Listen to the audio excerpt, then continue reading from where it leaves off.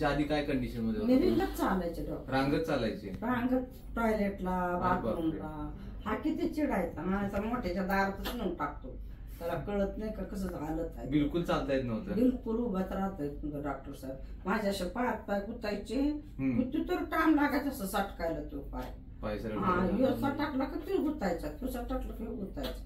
एवढा त्रास होता मला तू विचारायला नको. मग लवकर का करून घेतलं नाही ऑपरेशन? का हिंमत नव्हती? हिंमत नाही, परत एवढे कामाधंद्याला नव्हते, एकटेच कामाला ते. हा. आणि त्याच्यानंतर मग आम्ही इकडं राहायला आलो अंबरनाथला. त्याच्यानंतर मग शिवण चांगला कामाला लागला मोठा.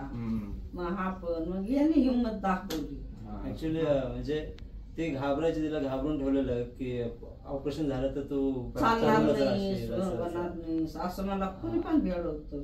मग याचं कमरेला पण तसंच सांगितलं, पण देवबापाने माझे पाय खूप चांगले झाले बाबा. ऑपरेशन नंतर किती दिवस लागले रिकव्हर व्हायला?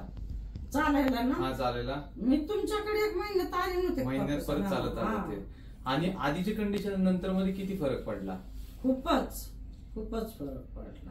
म्हणजे चालता स्वतः यायला लागलं, स्वतः चालायचे, जिने चढता यायचे, जिने सगळं चढायचे मी. नेहमी बघा घाटकोपरला जायचे, त्याला विचारा स्वतः. हा ते म्हणायचं जिने चढायचे नाही तर मी चढायचे, जिने चढायचे, दळायला जायचे बाजारात. सगळे मला लोक म्हणायची बाई होती कशी झाली कशी. आवाज देऊन बोलवायच्या, कुठं ऑपरेशन केलं का.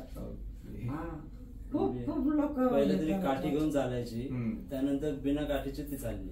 बिना आणि काठी कधीच गेली मग आतापर्यंत ते तशीच चालते. आतापर्यंत बिना काठीची आई. चालेल चालेल. फक्त या पायाच आता शिका. ठीक आहे, खुशी होते आली आम्हाला पण तुमचं. खूप आनंद. मी म्हणते ना, मी तुम्हाला एका प्रकारचा देवच मानते, मला देव भेटतो ते तुमचा.